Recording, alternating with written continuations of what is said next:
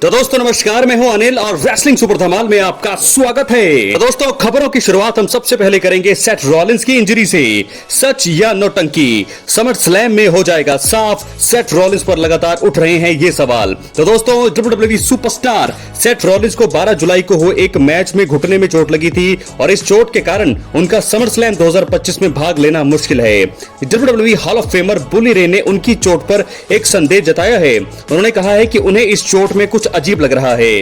दोस्तों आपको बता दें कि सेथ रॉलिंस के पास इस समय money in the bank briefcase है और अगर वो ठीक होते हैं तो समर स्लैम में इसका इस्तेमाल कर सकते हैं। वो वर्ल्ड हैवीवेट चैंपियनशिप या अनडिस्प्यूटेड WWE चैंपियनशिप पर कैश इन कर सकते हैं। दोस्तों सेथ रॉलिंस को LA नाइट के खिलाफ मैच में चोट लगी और यह मुकाबला 12 जुलाई को सैटरडे नाइट्स मेन इवेंट में हुआ था। चोट के कारण मैच को जल्दी खत्म करना पड़ा और रिपोर्ट्स के अनुसार रॉलिंस ये मुकाबला जीतने वाले थे, लेकिन योजना बदल दी गई और अब वो समरस्लैम 2025 में नहीं दिखाई देंगे। बुली रे ने सेथ रॉलिंस की चोट पर संदेह जताया है। उन्होंने बस्टर ओपन रेडियो पर बात करते हुए कहा, हवा में एक अजीब सी भावना है, इस चोट में कुछ तो अजीब है, मुझे कुछ समझ नहीं आ रहा है। मुझे ऐसा पहले कभी किसी चोट के बारे में महसूस नहीं हुआ। इसका मतलब है कि उन्हें सेथ रॉलिंस की चोट पर पूरी तरह से विश्वास नहीं है। दोस्तों सेथ रॉलिंस 12 जुलाई से WWE टीवी पर नहीं दिखे हैं और अगर वो चोटिल नहीं हैं तो समरस्लैम में वापसी उनकी तय मानी जा रही है।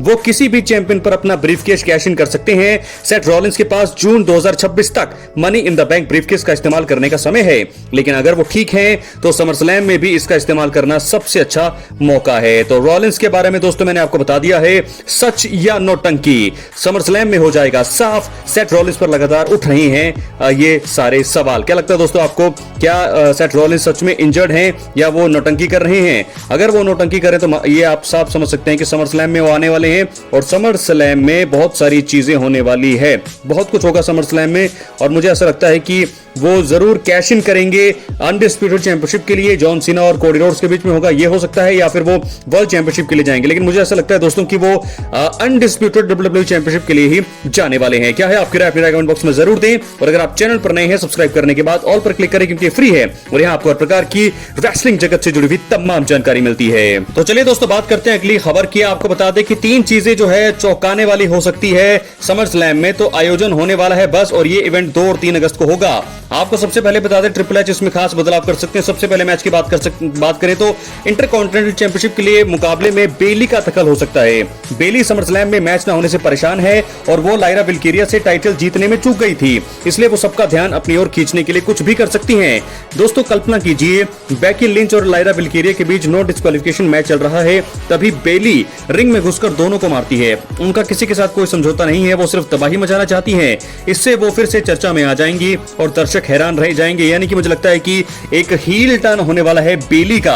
अगर ऐसा होता है तो कमाल का दृश्य होगा ये समरस्लैम 2025 में, क्योंकि समरस्लैम में उनको कोई स्पोर्ट नहीं मिला है, समरस्लैम में उनको कोई मैच नहीं मिला है और इस मैच में वो दखल दे करके सबका ध्यान अपनी ओर आकर्षित कर सकती हैं। क्या है आपकी राय? अपनी राय कमेंट बॉक्स में जरूर दें और शायद ऐसा भी प्लान कर सकते हैं WWE कि अगर बेली को अगर हील टर्न बनाना है तो बेली इस मैच में दखल दे सकती हैं और चैंपियनशिप मैच को जीत करके चैंपियन भी बन सकती हैं, अगर ऐसा प्लान होगा WWE का। बात कर लेते हैं दोस्तों अगली खबर की ओर, जो मुझे लगता है कि ये चीज हो सकती है और ये मुझे लगता है आज स्मैकडाउन में ही हो गई है। जॉन सीना का बेबी फेस टर्न हो चुका है दोस्तों। क्या है आपकी राय? अपनी राय कमेंट बॉक्स में जरूर दें। क्या आपको लगता है कि ये समरस्लैम 2025 से पहले जॉन सीना एक मजाक कर रहे हैं, एक ये स्कैम है? कुछ भी हो सकता है दोस्तों, लेकिन आज के स्मैकडाउन के शो में हमने देखा कि जॉन सीना किस प्रकार कोडी रोड्स के साथ बात कर रहे थे। फैंस को उन्होंने 2 शब्द जो हमेशा से वो जब बेबी फेस दौर में थे, चैंपियन थे, तो वो हमेशा बोलते रहते थे कि if you want some come get some और द चैंप इज हियर के नारे उन्होंने लगाए और जॉन सीना का बेबी फेस टर्न हो चुका है और उन्होंने कहा है कि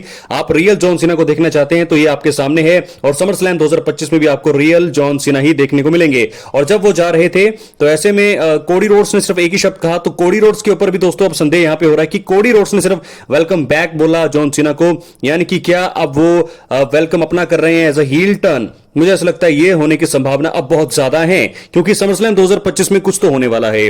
जॉन सीना का अभी बेबी फेस टर्न दिखाना, क्या ये एक संकेत है कि वो हील टर्न ही रहेंगे, अब हील टर्न कर लेंगे, जैसे कि लोगों को भी लग रहा है कि वो बेबी फेस बन गए हैं, लेकिन समरस्लैम 2025 में क्या हो कि वो एकदम से अपना वही किरदार निभाएं, टर्न हील किरदार में ही रहें, एकदम से बेबी फेस के तौर पे वो एंट्री करे मैच में, और जब वो खत्म करे तो चैंपियनशिप को रिटेन भी वो कर सकते हैं। कैसे? अगर वो हील रहे। तो ये तो थी बात जॉन सीना को लेकर के, क्योंकि इतनी जल्दी स्मैकडाउन के शो में ही उनका बेबी फेस टर्न को टीज करना या बताना कुछ ना कुछ तो दोस्तों यहां पर लग रहा है कि होने वाला है समर स्लैम 2025 में। बहुत ही बड़ा ट्विस्ट है। इसके बाद बात करेंगे हम दोस्तों कोडी रोड्स की। कोडी रोड्स क्या बन सकते हैं यहां पर? विलन, यानी कि क्या बन सकते हैं वो? हील। बहुत ज्यादा इसकी भी संभावना है।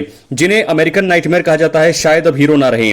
अगर वो गलत तरीके से WWE टाइटल जीतते हैं तो वो विलन बनेंगे। इससे कहानी पूरी तरह से पलट जाएगी दोस्तों। फैंस को जो उम्मीद थी वो नहीं होगा।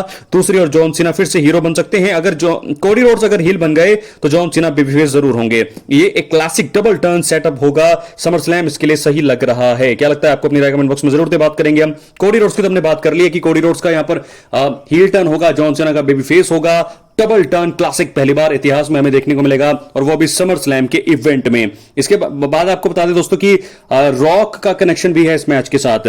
रॉक एलिमिनेशन चेंबर के बाद से नहीं दिखे हैं, लेकिन उनका इफेक्ट अभी भी बना हुआ है। समर स्लैम में उनकी चुप्पी टूट सकती है। अगर वो जॉन सीना और कोडी रोड्स के मैच के बाद या बीच में आए तो दर्शक खुशी से झूम उठेंगे, चाहे वो कोडी रोड्स का साथ दें या उनका सामना करें। इससे एक बड़ी लड़ाई की शुरुआत हो सकती है। इससे द रॉक का दबदबा बना रहेगा। ट्रिपल एच का कदम बहुत साहसी होगा। यह उनकी रणनीति के अनुसार होगा। तो मुझे लगता है कि जरूर बड़ी लड़ाई की शुरुआत होगी। अगर वो जॉन सीना पर टर्न करते हैं तो जॉन सीना वर्सेस रॉक मुकाबला की शुरुआत हो जाएगी, और अगर वो कोडी पर करते हैं तो फिर यहां से रॉक और कोडी रोड्स की बात भी शुरू हो जाएगी। लेकिन अब हम बात करेंगे अपनी आखिरी स्टोरी की तरफ। समर स्लैम बस अब कुछ ही घंटों दूर है, और ऐसे में the Brock Lesnar the beast का रिटर्न अब 100% कंफर्म लग रहा है। लेकिन क्या हो अगर वो अपने पुराने साथी, पुराने चैलेंजर रोमन रेंस का ही सामना करें? दोस्तों इसकी संभावना अब बहुत ज्यादा लग रही है। तो ऐसे में ब्रॉक लेसनर वापसी कर सकते हैं समर स्लैम की नाइट 1 में, या तो वो मुकाबला गुंथर के सामने आ सकते हैं, लेकिन इसकी भी संभावना है कि वो रोमन रेंस के सामने आ जाएं। तो ट्रिपल एच ये भी चीज कर सकते हैं, क्योंकि रोमन रेंस और ब्रॉक लेसनर की राइवलरी बहुत ही जबरदस्त रही है, और इतिहास के WWE के इस समय के मौजूदा समय की यही दो टॉप सुपरस्टार हैं जिनकी बुकिंग सबसे ज्यादा होती है। सबसे ज्यादा लोग जो है इनको पसंद भी करते हैं। तो ब्रॉक लेसनर के लिए ये दाव बिल्कुल सही रहेगा ट्रिपल एच का। क्या ट्रिपल एच ने ये प्लान अच्छा बनाया है? क्या ये प्लान उनके लिए सही होगा? क्या वो रोमन रेंस के सामने लेकर के आ सकते हैं? आपको बता दें कैसे हो सकता है। रोमन रेंस जे ऊसो अपने मुकाबले को अगर जीतते हैं ब्रॉन ब्रेकर और ब्रॉन स्ट्रोमैन को हरा करके, उसके बाद जो है जे ऊसो को कोई इंजरी होगी मैच के दौरान, जे ऊसो की इंजरी का प्लान बनाया जा सकता है, और ऐसे में रोमन अकेले होंगे, और वहां पर मुझे लगता है कि ब्रॉक लेसनर का रिटर्न होगा।